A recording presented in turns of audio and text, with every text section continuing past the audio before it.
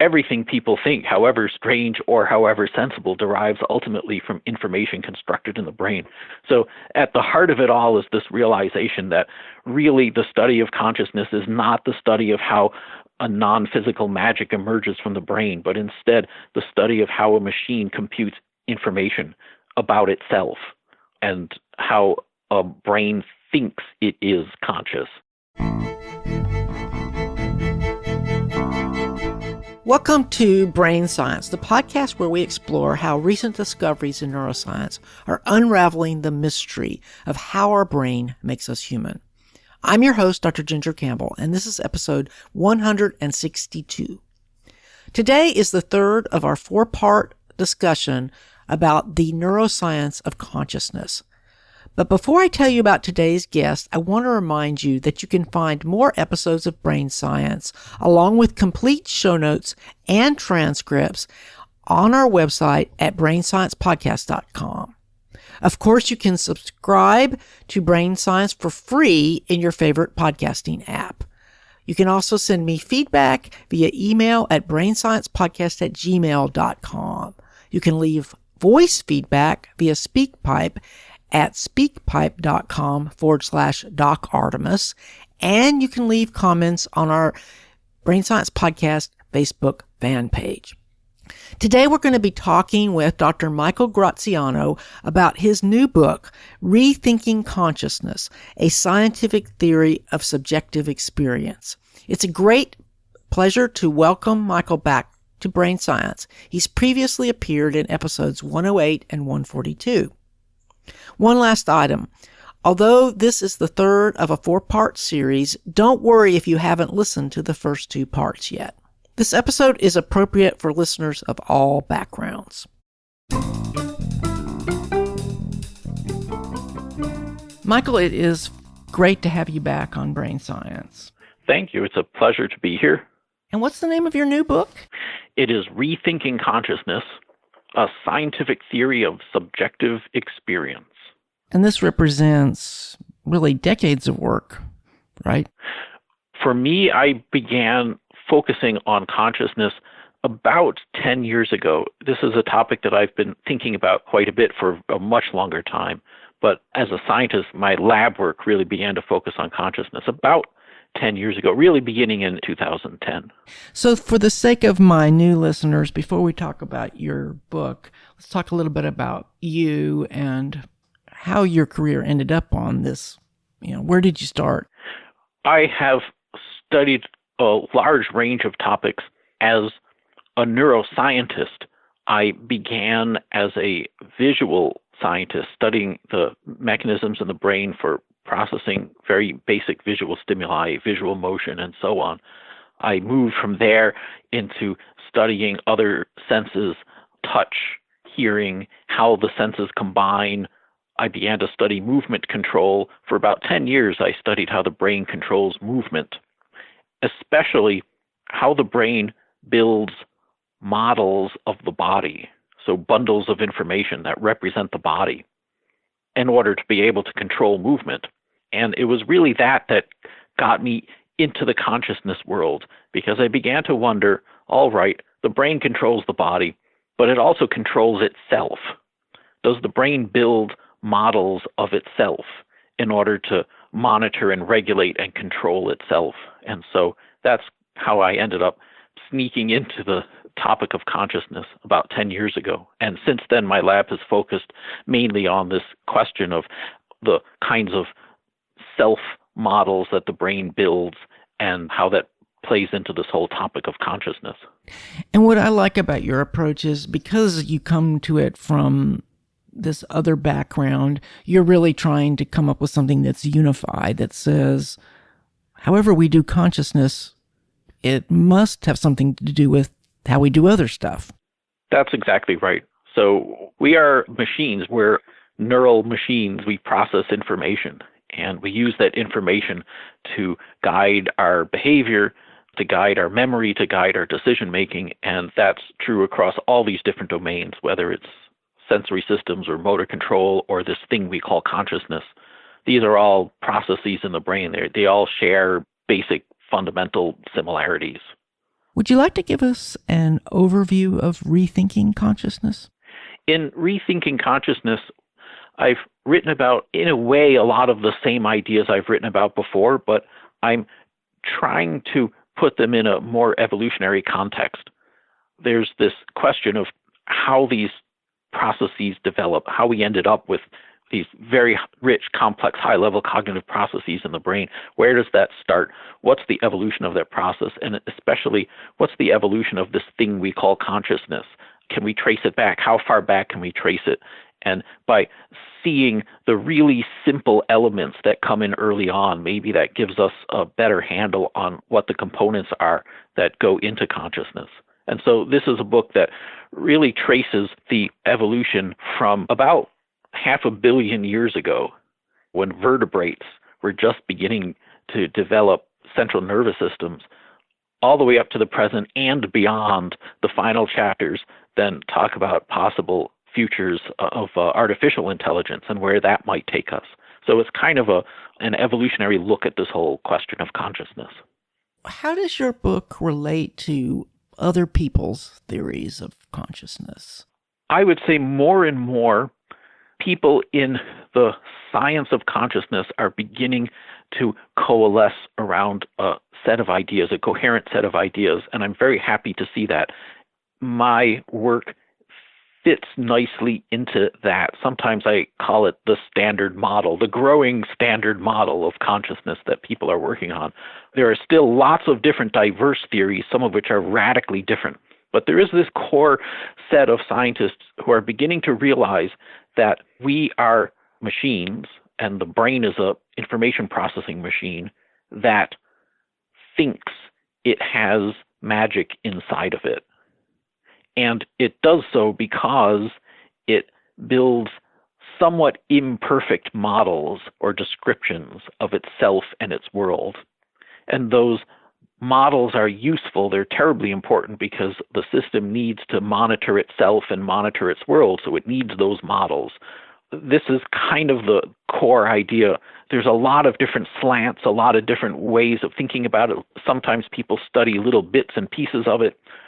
So there are a number of different theories out there that kind of, in a way, fit together into a larger whole. I would include the so-called higher order thought theory and the global workspace theory, and even some of the people who talk about consciousness as an illusion, illusionism. I don't like that word, and I think the implication of that word isn't quite right. But some of the thinking in that direction also fits into this larger cluster of theories. I see my theory not as a rival to these other theories. I think maybe the field is getting into a place where we've moved past these kinds of rivalries.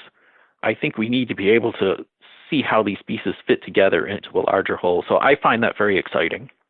Could you talk a little bit more about what would make up what you would call this core theory, and then what you are adding, what you consider to be the missing piece? So in talking about this growing coalition of theories, I will necessarily describe it from my own perspective. And probably if you talk to some of these other people, you get a very different perspective. Although buried under there, I think some of the same ideas would be present. So with that caveat, here's my take on it. There's this underlying realization. Everything you think, everything you claim derives from information.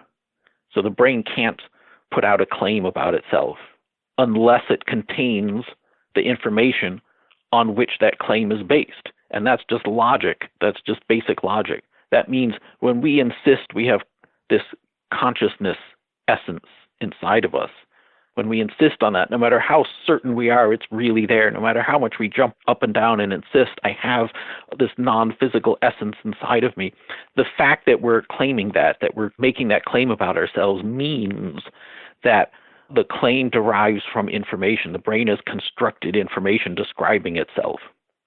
And so the scientific question becomes not how does the brain produce magic, but how and why did the brain construct that information? the brain can construct any kind of information. I mean, you can have people who believe all kinds of strange things. I've written before about the case of the delusional person who thought he had a squirrel in his head instead of a brain, and nobody could convince him otherwise. I mean, people think all kinds of strange things. Everything people think, however strange or however sensible, derives ultimately from information constructed in the brain. So at the heart of it all is this realization that really the study of consciousness is not the study of how a non-physical magic emerges from the brain, but instead the study of how a machine computes information about itself and how a brain thinks it is conscious. What we do, there's many different perspectives on that and many different ways you can study that. But what I bring to it from my particular background, as I said before, I studied movement control.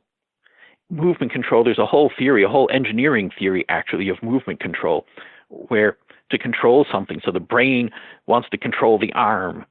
It needs a model of the arm. It needs what's called a control model or an internal model. It needs its own set of information, like a simulation telling it what an arm is and where your arm is moving at any one particular time. So the brain needs that model of the arm in order to control the arm in a very specific way. And it was that engineering thinking that my lab brought to this question of consciousness, that to control itself, especially to control its own focus of attention. The brain is constantly shifting its focus of attention from item to item, and it needs to do that in a controlled way. It can't just have its attention being knocked around randomly. So how does the brain have a good control over its focus of attention? It needs a model. It needs to build a model or simulation of attention, of what it means to focus its resources on something. And so it was that very engineering utilitarian point of view. What is the usefulness of these kinds of self-models? And therefore, why and how might they have evolved? And what cognitive role do they serve right now for us? So this was the kind of added part that I think we brought to the table. And that's the reason why your theory is called attention schema theory. That's exactly right. The classic idea from about 100 years ago is that the brain builds a body schema, and the body schema is a model of the body. And the body schema it's like a simulation of the body. The best example of the body schema is in the unfortunate case when people have amputations. They lose a limb, but they still have a phantom limb. So you lose your arm, you feel like your arm is still there. That phantom limb is the body schema. It's the brain's model of the body lingering after the actual limb is gone. So that's entirely internal to your brain, that phantom limb. And so in analogy to the body schema, basically we postulated there must be an attention schema, the brain's model of what it means for it to focus on and seize on information and process it deeply. So in a sense, consciousness, in this view, consciousness is a bit like a phantom brain, just like you have a phantom arm. So another piece of the sort of core theory is that this is an evolved process. So what does early evolution tell us about consciousness? How far back does it go? I think like all traits, really complex traits, you can go back very, very far and you see this gradual transition. It becomes impossible to draw a line and say the trait exists after this but not before this. I mean, you can see that in everything. You could see it in when did the hand evolve? Well, it kind of grades gradually into a foot. And from a foot, it kind of grades gradually into a fin. And so it's very hard to draw a line in. I think the same thing's going on with consciousness. So in my book, what I do is I start with attention. Attention, this very, very basic ability of a nervous system to focus on a few things at a time and process them deeply.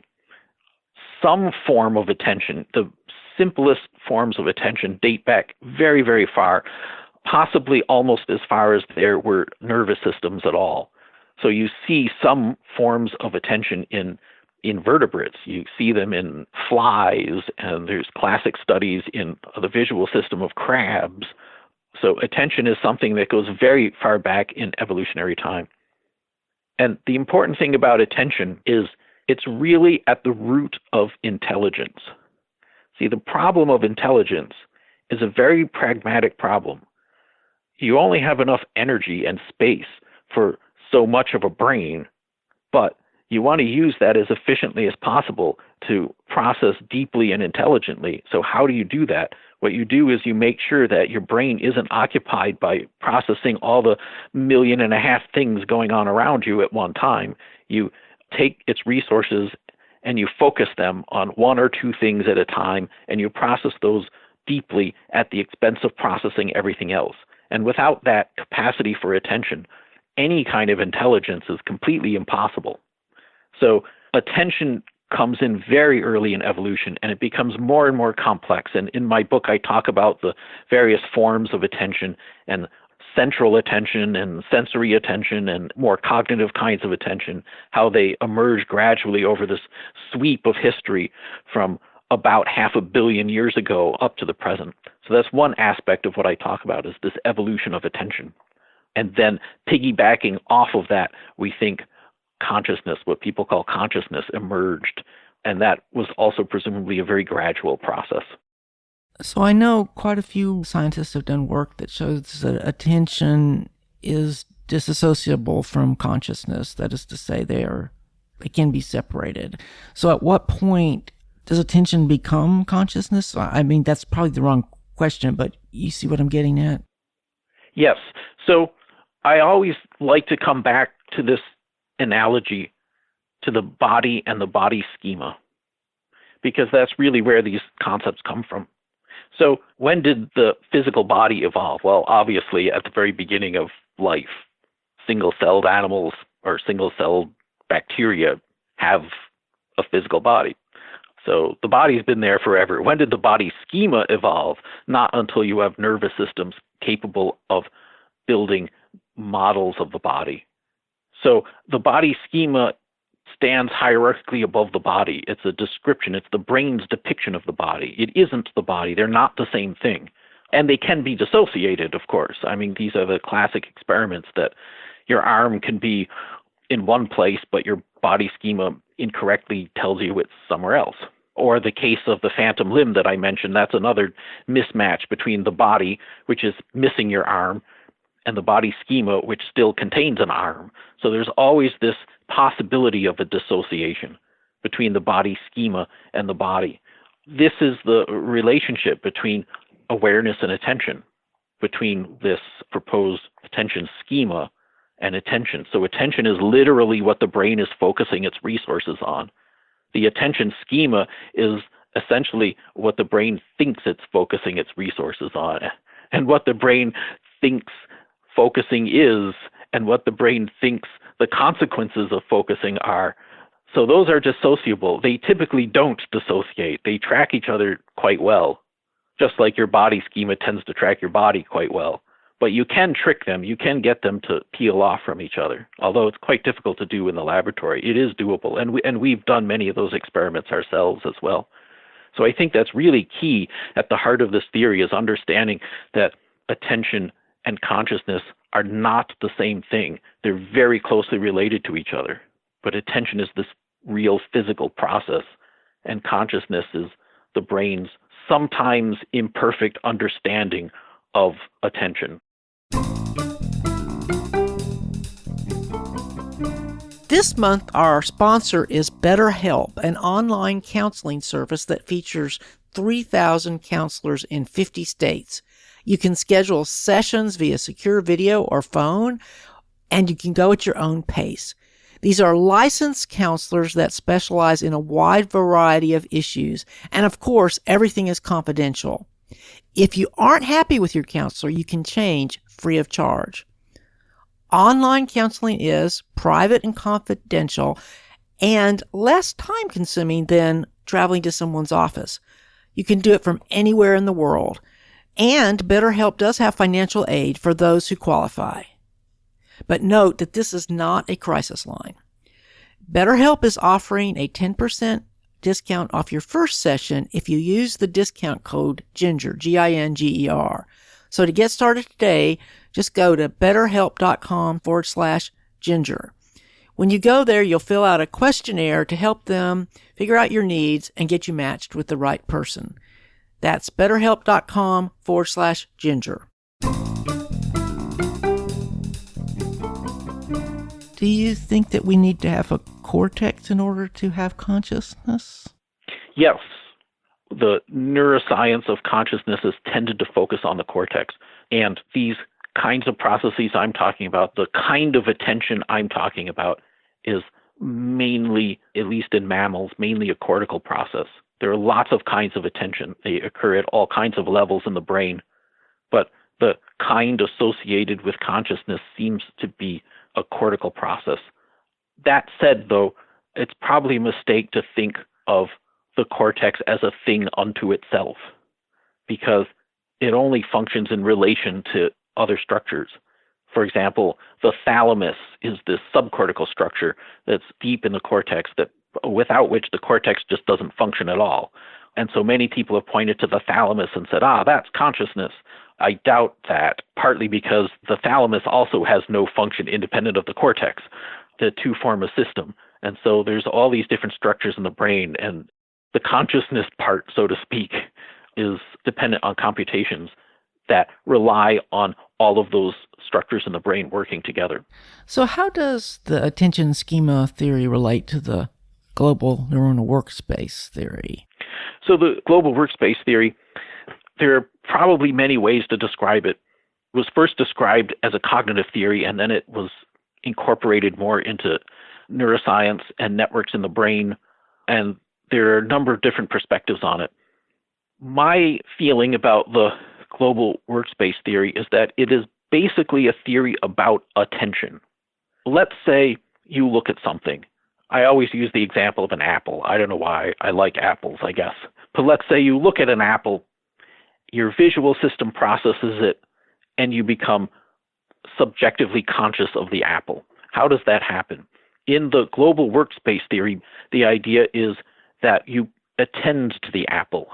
The signals, the visual signals in your visual system related to that apple become enhanced. They become stronger signals, and that apple outcompetes other signals. So you're paying attention to the apple at the expense of processing other things. And at some point, that signal enhancement becomes so great that the apple signals reach a state that they call ignition. And what that means is the apple signal is strong enough to influence widespread networks around the brain, so that now you've attended to it. Attention has been so focused on it that signal is able to influence your speech, so you can talk about it. It can influence your movement control, so you can reach for it. It can influence your memory, so you can remember it later. So this is the state where the apple information enters the global workspace and becomes available all around the brain for multiple systems. That's the global workspace theory. And basically what it says is that's consciousness. But the weakness of the global workspace theory is that it doesn't explain why we claim to have a subjective experience. It explains how you can look at an apple and say, there's an apple. It can explain why you look at an apple and can reach for it. But it doesn't explain why we look at an apple and say, in addition to that apple being there, also I have a subjective inner experience of that apple. So the global workspace doesn't address that. But what the attention schema theory does basically is say, great, let's take the whole global workspace theory exactly as it is. It's marvelous. Attention happens. Attention is focused on the apple. But you need one more component. You also need a system in the brain that basically says, I am attending to the apple. I have a global workspace that has taken in that apple information. So you need something in the brain that can model itself, that can monitor what it's doing and build some kind of self-description. So you need that final step. You need the attention schema, as we call it. In a sense, the global workspace theory is the attention component, but you still need the brain's attention schema riding on top of that. In your book, you talk about how the attention schema provides sort of a cartoon account of attention. Why is that an important concept? So, as I said, to control something, you need a model of it. A self-driving car needs a model of itself. It doesn't just send signals out to the wheels and the car goes. The self-driving car needs some concept of its shape and size and how it handles on the road so it can make good decisions. So the self-driving car has, in a sense, a little simulated car inside of it. It's a descriptor of itself. So number one, you need a model of yourself, or in this case, a model of your own attention in order to be able to drive your attention around. But you don't want a model that's overly detailed or overly specific. It's a terrible waste of energy. For example, the self-driving car does not need to know where every rivet is in the car. It does not need to know the metal content or the plastic content of each component of the car. It doesn't have any need for that kind of information. All it needs is a kind of high-level, cartoonish description of itself. Just so if the brain wants to monitor and understand and control its own attention, it doesn't really need to know the details of attention. I mean, attention is billions of neurons interacting with each other through electrochemical signals. And the brain has no need to know anything about neurons or synapses or electrochemical signals. It has no reason to know anything about the actual physical basis of attention. All the brain needs to know is that there's something inside of it that can seize on information, take it in, and in that way understand it, know it, have a vivid sense of what it is, and be able to make decisions about it. That's all the brain needs to know. That's the brain's concept of attention. In other words, while attention physically is something very complicated and microscopic and neuronal, the brain's model of it can be very cartoonish. There's some weird, vague, non-physical thing inside of me that can seize on information and that allows me to intelligently respond. So that's the relationship between attention and consciousness. Attention, something the brain actually physically has. Consciousness, the brain's somewhat cartoonish, imperfect, but very useful understanding of what it has. Why does consciousness feel non-physical? That's a very central question. It's one of the most important successes of this theory, this attention schema theory. The brain models itself. As I said, it doesn't need to include the little physical details. It doesn't need to know anything about the physical implementation details. And therefore, the brain's self-models depict something that has no physical components. Those models, what they depict is a vague, non-physical thing. It has a kind of a location inside of us, but that's the only physical property it has. So that's what's being depicted. In other words, efficiency demands that the brain's self-models are as stripped down as possible. So the physical details have been stripped out of it.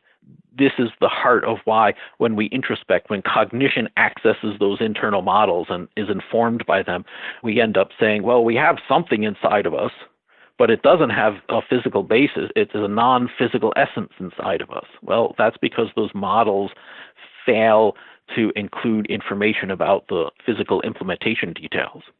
What I like about this is that it's consistent with the other things our brain does. Like, we have this feeling that the stuff that we're looking at is coming into our eyes. We feel like we're looking at the world through our eyes, even though that's not really true. The processing is all going on in our brain, but that's not how it feels. That's exactly right. So color is a really good example, something that has been studied intensively, so it's particularly well understood. There is no color out there in the world. It's entirely a construct of the brain.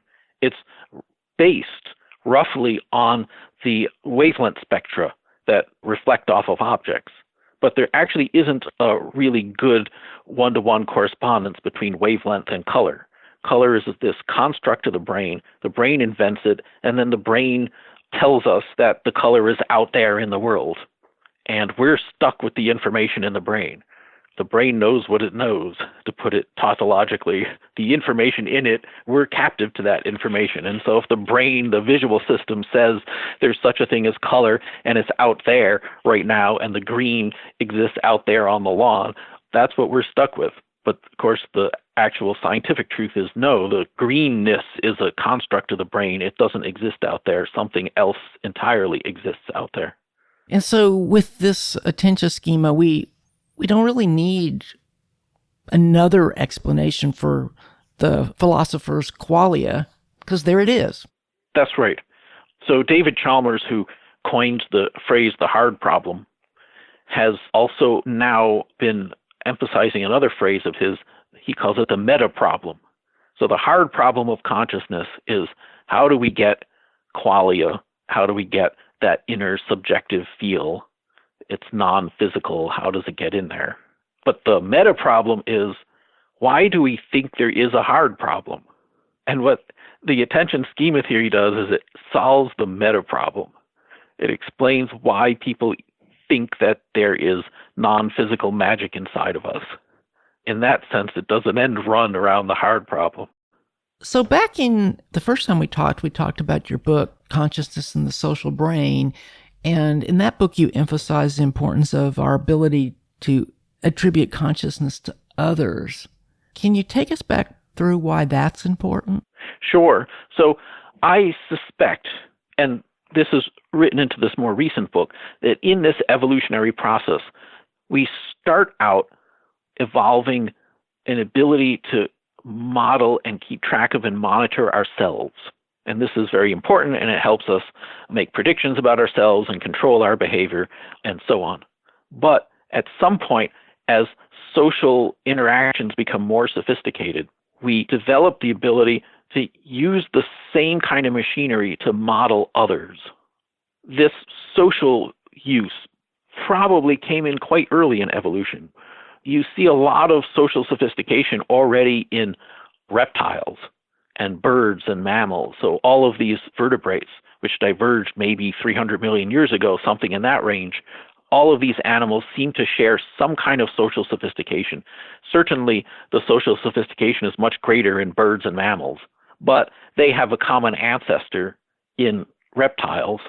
Many people don't know this, but you do see a surprising amount of social intelligence in at least some reptile species. This is probably the time frame we're looking at, but what I think happens is, for example, we not only keep track of and model our own attention, but we keep track of and model other people's attention. If you and I are in the same room and we're talking to each other, I look at you and I have a pretty good immediate intuitive sense of what you're paying attention to, essentially what you are aware of, what you are conscious of, by your facial expression, by where your eyes are pointing, by your body language, by what you're talking about. And this is very important for me to know in order to interact with you, to know what attention is, what its consequences are, what you're likely to be paying attention to, because those allow me to predict your behavior. If you're not aware of the plate of cookies, then I'm pretty sure you're not going to reach for one. So I can make that prediction about you. So maybe I want to make you aware of the plate of cookies and draw your attention to them and say, oh, look, there's cookies, you can have some. Or maybe we're driving together. You're driving, I'm in the passenger seat, and I wonder, did she actually pay attention to that road sign or not? And if I think you haven't, then I can make predictions about your behavior, and maybe I wanted to tell you, ooh, there was that road sign.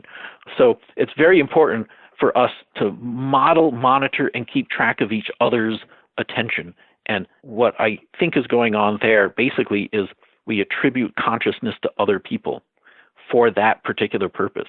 So we're not only attributing consciousness to ourselves, but we're also using very similar machinery, probably overlapping machinery in the brain, to attribute consciousness to others. And it's all about monitoring and keeping track of and understanding attention. And you've often written that we're pretty generous with attributing consciousness to others, including inanimate objects. And that's why I appreciate that picture that you shared with me with the ventriloquist dummy, because that sort of captures that idea. Yes, exactly. I often start my talks that way. I pull out a big ventriloquist puppet, a hairy orangutan, and I make him talk, and he and I have a little discussion about consciousness and how he doesn't really have it, but everyone in the audience thinks he does. Well, at an intellectual level, we all know he doesn't, but we can't help feeling like he has awareness emanating out of him because we all have these very revved up social networks, this machinery in the head that automatically builds models of conscious minds and attributes them and projects them onto this and onto that. So we're very good at that. We're doing this all the time. I like the idea of ventriloquism because that's what we're doing whenever we talk to anybody. That person is a ventriloquist dummy. We don't have direct access to what's going on in that person's mind, but we create a simulated mind and project it onto that person. And so we attribute consciousness and awareness and attention and so on to that person. So yeah, we treat each other as ventriloquist puppets. Obviously, we do this to more than just people. We attribute consciousness to pet cats and dogs, and some people swear that their house plants are conscious. I got mad at my computer the other day, and so this is something we do constantly. We are the consummately social species. We attribute consciousness to things at the drop of a hat. And I just think that's a really important point to remember.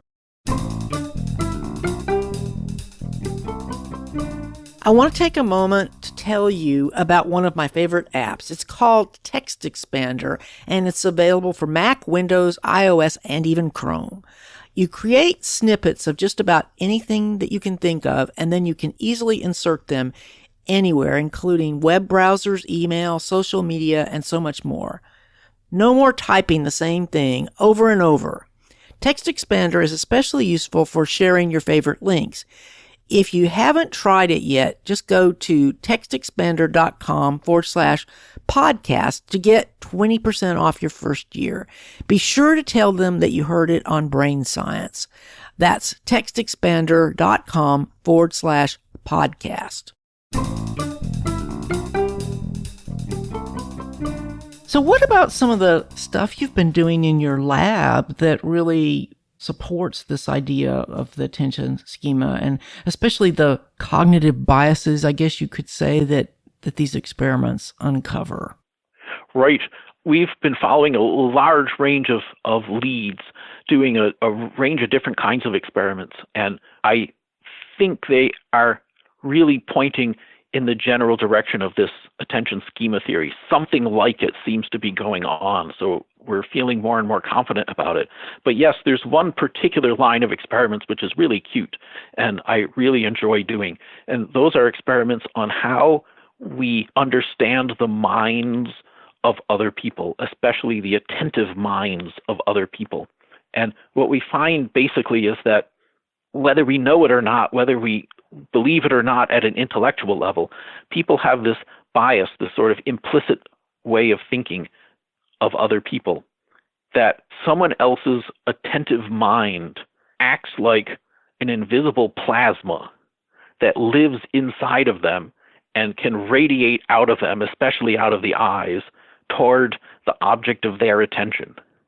And this is very weird, but what we find, for example, is if you have people judge whether an object will fall or not, an object that's tipping over, and they have to judge when it might fall, their judgment is affected, it's biased by seeing someone else staring at the object. And if someone else is staring attentively at the object, then whether you know it or not, typically you don't know it, you treat that as though there's some kind of invisible attention beam, mind beam coming out of the other person through their eyes, touching the object and pushing on it very gently and tending to help knock it over. And this is very strange. People don't know they're doing this. But at a hidden level, we're processing other people as though their attentive minds form this invisible energy or plasma that flows out of the eyes. That seems so strange to people. It's bizarre. But what we think is going on is this.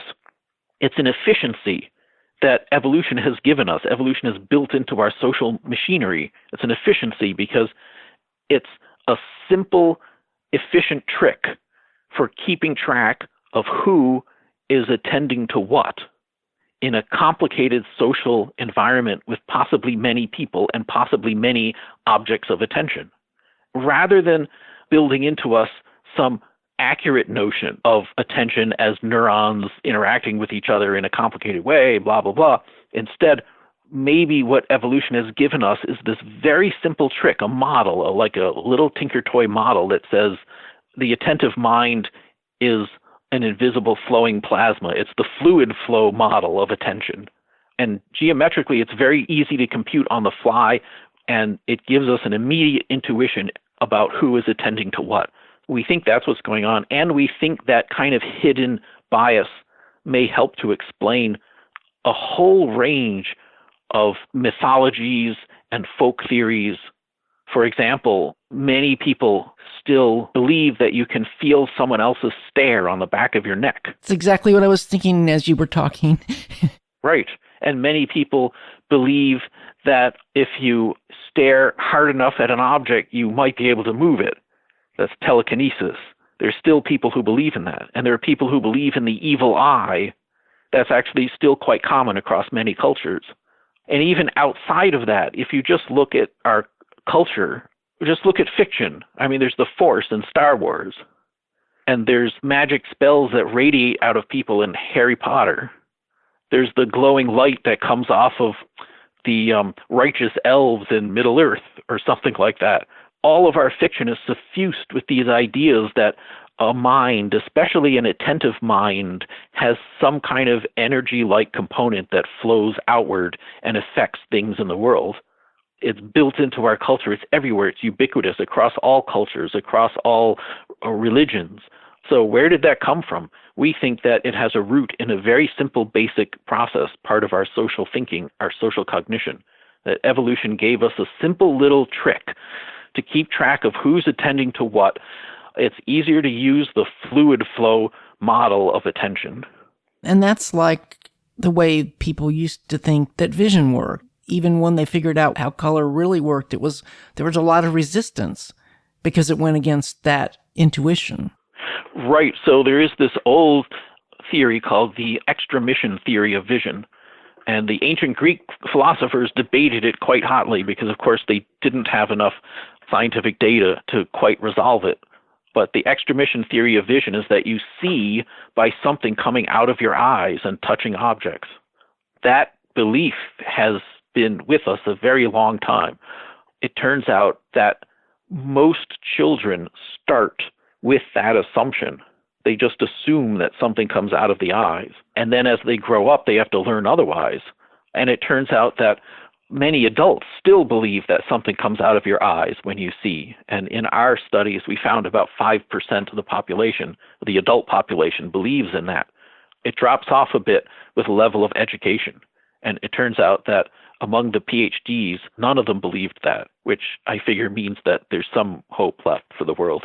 But it was about 5% in the general population. So we think those cognitive beliefs are there because we have a deeper bias. They resonate with that deeper bias. And that deeper bias is not a scientific mistake.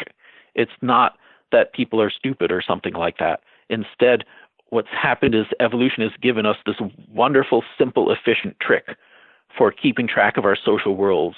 As I said, it's the fluid flow model of attention, that the attentive mind can be thought of in a cartoonish way as an invisible plasma that can flow out of the head towards the thing you're attending to. And when you use that trick, it's just the computations are fast, easy, and you can figure out pretty much instantaneously who's attending to what. Next month, I'm going to be interviewing Christoph Koch about integrated information theory. How does your attention schema theory relate to that theory? It's a complicated relationship. The integrated information theory, as it stands, is the opposite in many ways. It belongs to a kind of theory where you start with an assumption. The authors of that theory sometimes call it an axiomatic theory. And so they start with an axiom that says consciousness exists. And by that, they mean there is this non-physical essence the feely thing inside of us. It is there. It's not just a brain building a self-description. Essentially, the magic essence really does exist. And then they go on from there to try to understand how it emerges and under what conditions it emerges. And so right from the outset with that axiom, there's a divergence. That kind of theory is fundamentally different from what I'm working with. Because right from the outset, we say, on my end, that the fundamental piece of logic is that the brain cannot put out a claim unless it contains the information on which the claim is based. And there's no reason to assume the information is literally accurate. The brain is full of inaccurate information. And so when people claim to have that inner magic, as scientists, our job is not to figure out how the brain produces magic. Our job is to figure out why the brain builds that set of information to describe itself. And so right from the very beginning, there's this divergence, the fork in the road. You go the information processing approach, or you go the magical approach. And the integrated information theory, in my view, is fundamentally a magicalist theory. It's ironic that it has information in the name and your theory doesn't. And your theory seems more information-y to me. Yes, exactly. So one of the biggest problems with integrated information theory is that basically the idea is that if you have information and it's integrated in some way, consciousness emerges. Now, everything in the universe contains some integrated information in it. Everything, like a rock and a potato and your shoe and an electron and a planet, and the universe as a whole also is a system that contains some amount of integrated information. And so you end up stuck with what's called panpsychism, that consciousness exists in everything and everywhere. The people who subscribed to the integrated information theory admit that, and they find themselves having to accept that the universe is conscious and everything in it is conscious and your shoe is conscious and so on. To have a scientific theory that forces you to make that kind of claim is very strange.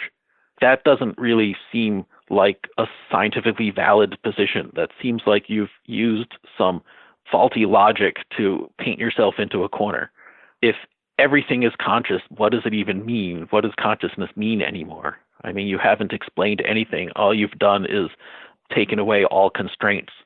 So anyway, I think that's very strange. I think that's one of the most problematical aspects of that theory. So what about the embodied cognition movement? Do you think that your attention schema theory can be compatible? I mean, some of them seem to be very anti-model-y, anti-computation, but I sort of see like we shouldn't be just having either or thinking, that our brain does both. Yeah, sure.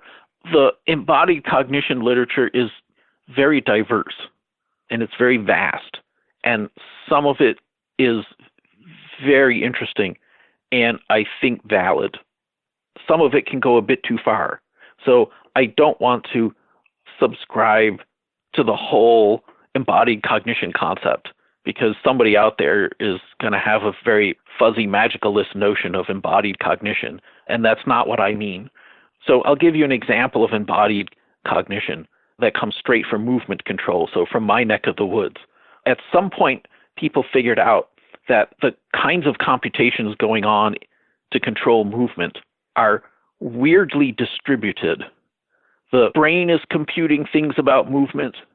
The spinal cord is computing things about movement, but so are your muscles and your bones and the inertia of your arm, because those things, as they move, create signals that feed back into the brain and affect the brain. And so now you have a whole information processing system, parts of which aren't even neural.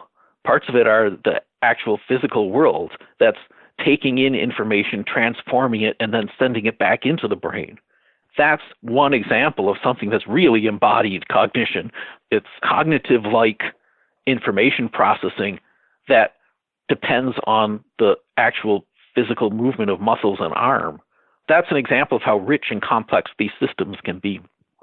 So when I talk about the brain building models, I am not necessarily talking about explicit models where you can put a probe in and read out the information and say, aha, the brain has explicitly decided this, this, and this. Some of these models are hidden, they're implicit, and probably fit the category that some people would refer to as embodied cognition.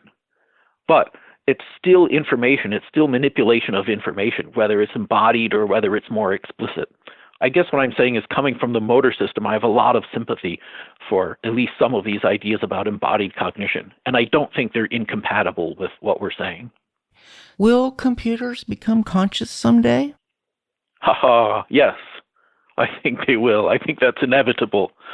It's inevitable partly if we're right, if this theory is, or anything like this theory is right, and I think it is, then it's buildable. The question is not, can you build a computer that has a spooky inner feeling, but can you build a computer that thinks it does and talks about it in the same ways that we do and uses that self-description to help itself in the same ways that we use our self-descriptions to help ourselves.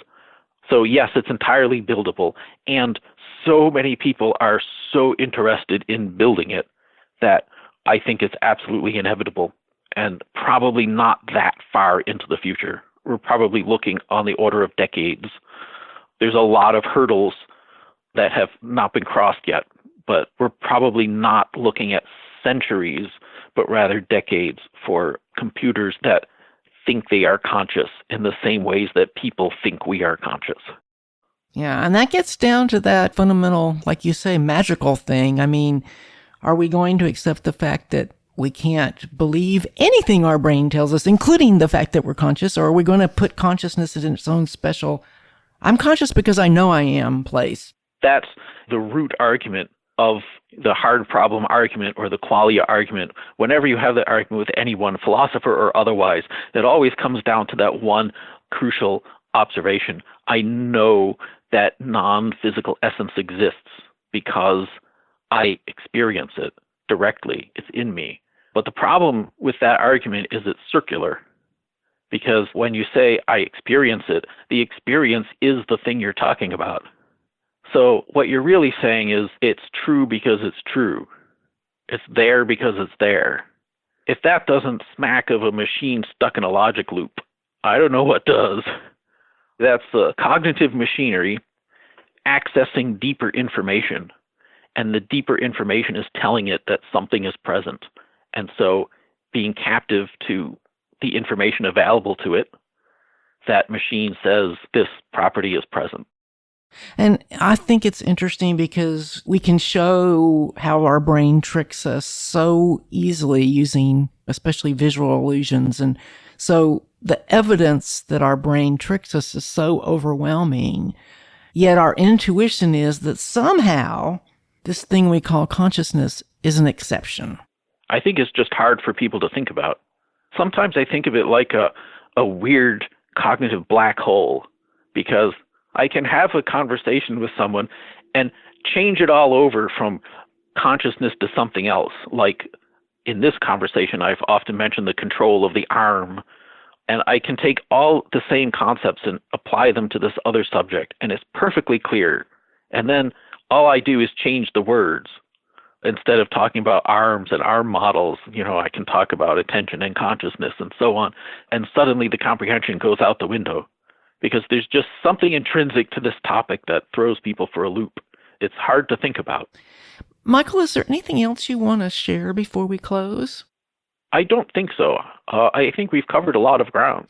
Well, I enjoyed the book a lot. And for those who want to know about what's going to happen when computers are conscious, I'll just point them toward that chapter, which you explored that idea in a lot of detail. Any advice for students? I often have the same advice for students. Science can be a job, it can be a career, and people are often very concerned about how they're going to make a successful career out of science, and that's very important to think in those terms. But in the end, science is the discovery of new insight, and it's really useful to keep that in mind. Science is the process of discovering and uncovering new insight, if you're not doing that, it's going to get pretty dry and pretty dull. It's useful for students to keep that in mind. Everyone has inside of them a kind of scienceometer that they use to judge, is this good science or not? Should I do this experiment or not? And under the surface, I think most people's scienceometer is basically asking the question, will this play well with my peers? Will it get praise from my peers or not? Will it embarrass me with my peers? So it's almost like some kind of social popularity equation people are trying to solve in their heads about whether they should pursue this or that, what direction they should go. And as much as possible, I would say try instead to think about not what other people will think of this science, but does it add new insight? That's a really fundamentally different question. And it can sometimes lead you into a little bit of trouble, because new insight by its nature steps on people's comfortable preconceived notions. And so you can get a bit of a blowback. And that blowback can be very frustrating, especially to young people. That's often a sign that you're onto something really interesting. And in the end, that will actually help your career more than constantly trying to figure out what you can do to impress the people around you. Always keep in mind that the purpose of science is fundamental new insight, and aim for that. So if you've got that burning question, even if it starts out as a baby question, that's the way to go. I would think so, yeah. Well, Michael, it's been great getting to talk to you again. Well, it's a pleasure to talk to you as always. I mentioned in my introduction that today's guest, Michael Graziano, has been featured on 2 previous episodes of Brain Science. In fact, he first introduced us to his attention schema theory back in episode 108 when we talked about his book, Consciousness and the Social Brain. One thing I love about Graziano's work is that his theoretical ideas are firmly based on our growing experimental knowledge of how the brain works.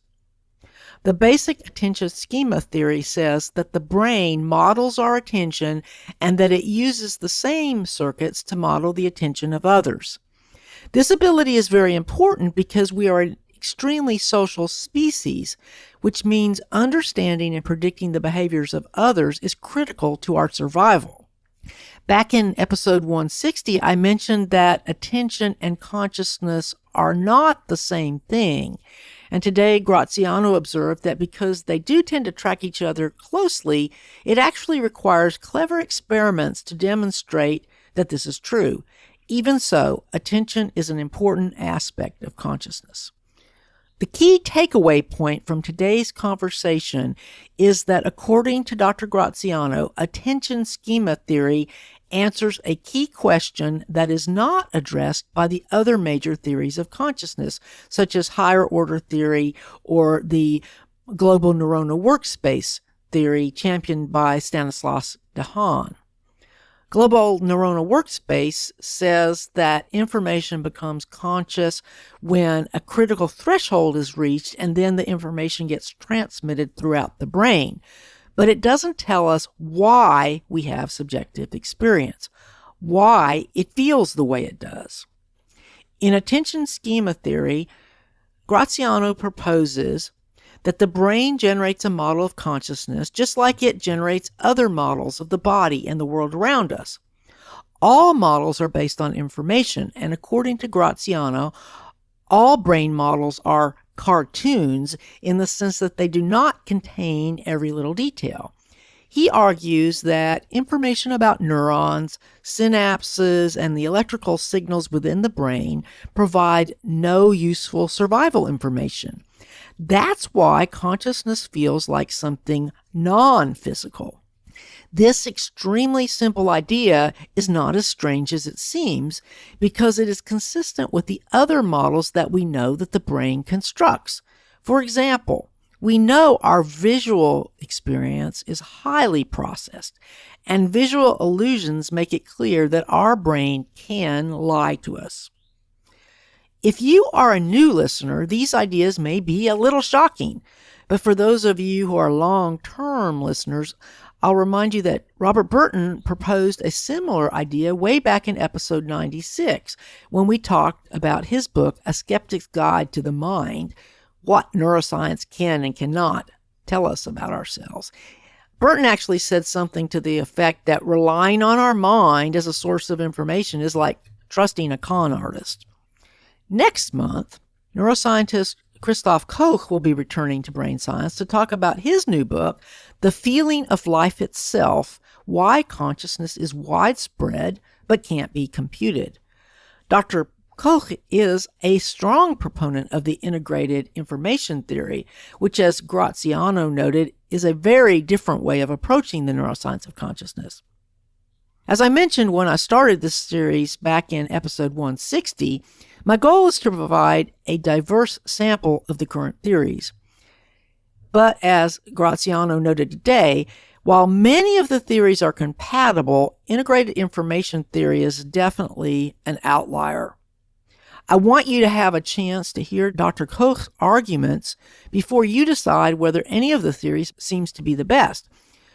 But I will observe that Dr. Graziano's approach is totally consistent with the neuroscience we have been exploring together for the past decade. Actually, Brain Science is going to turn 13 years old in December of 2019. Before I close, I want to encourage you to visit my website at brainsciencepodcast.com. There's a lot to find there, including the show notes for today's episode that will include links to all the books I talked about and the episodes. Both of Dr. Graziano's previous interviews are still free, but episode 108 is getting close to flipping over to premium soon, so I am including it as a free extra that you'll be able to get via the free Brain Science mobile app if you happen to be listening to this episode when 108 has already become premium content. Please let me know what you think of this episode and the series by emailing me at brainsciencepodcast@gmail.com, voicemail at speakpipe.com/Doc Artemis, and of course our Facebook fan page. Last, I want to thank those of you who support the show financially and to remind everyone that there are several ways that you can support Brain Science. Premium subscribers get access to the entire back catalog and episode transcripts. This is a great choice if you are new to the show and want to get episodes beyond the 50 most recent, which are always free. If you are subscribed and using Premium, I want to remind you that the best way to get to the premium content is via the free mobile app. Otherwise, you have to go through my Lipson website. Premium content will not appear in your usual podcast app. If you are a long-term listener, you might prefer Patreon because it allows you to control how much you give every month. If you pledge at least $3 a month, you get new episode transcripts. And if you pledge $10 or more a month, you can get ad-free versions of each new episode.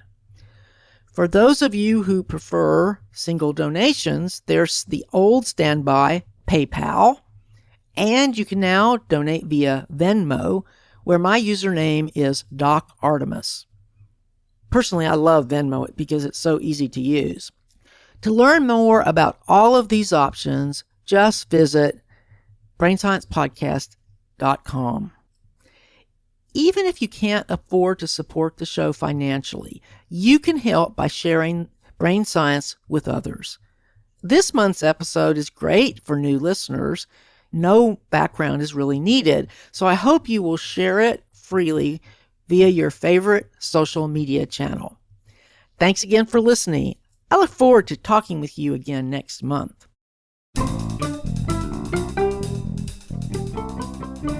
Brain Science is copyright 2019 to Virginia Campbell, MD. You can copy this episode to share it with others, but for any other uses or derivatives, please contact me at brainsciencepodcast@gmail.com. The theme music for Brain Science is Mind Fire, written and performed by Tony Catraccia. You can find his work at syncopationnow.com.